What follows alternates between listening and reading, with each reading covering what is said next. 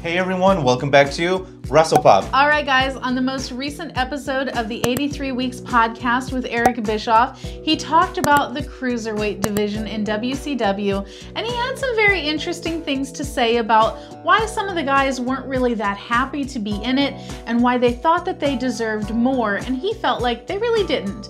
So here's what he basically said. He said that a lot of guys he feels like had some bones of contention to pick with the Cruiserweight division and how they wanted to be main eventers, and he felt like, well, you're not really main eventers. You should just be perfectly happy to be the best Cruiserweight that you can be. And he said that they weren't happy to do that, so then they were kind of just stayed mediocre because they didn't want to put the work into it.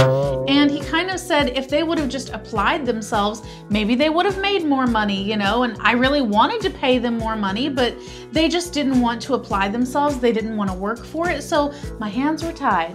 So this is really funny when I was listening to this, because if you guys remember the late 90s WCW, they had a lot of cruiserweights. Chris Jericho, Benoit, Malenko, Perry Saturn, and all these luchadors from Mexico. There was I think maybe over a dozen of these guys.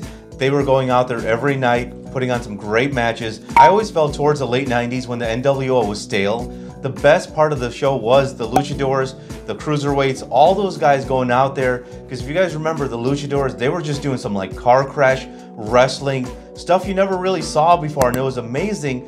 And I always felt bad for them because they were going out there and it was like 6 guys in one ring doing some crazy moves, and there was nothing for it. There was no reward. A lot of the time it was no like title match or anything like that. It was just a car crash.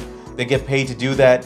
And some of the moves, I was kind of concerned as a kid, thinking, my God, man, they could seriously hurt themselves doing this kind of stuff. And here's the thing, guys. Back then, they had the TV title. They did nothing with it. They had the Cruiserweight title. They did something with it, but it was okay. Like, it was very lame. And I think this is the big problem in wrestling. The Cruiserweight title, the Lightweight title. The reason is you got a lot of talented guys. Just because they're not as big as like Hulk Hogan or some of these other guys, they can't be like a main eventer. And I think this is the problem.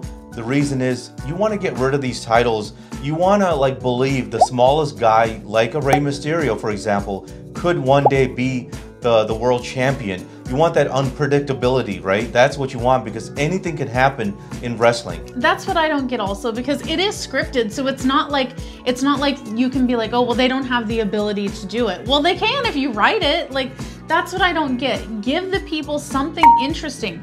Make it where they don't know what's coming up next, you know? Like, the little guy that weighs 100 pounds might beat the guy that weighs 400 pounds. You never know. And look at what happened to Chris Jericho and Chris Benoit and all these other guys.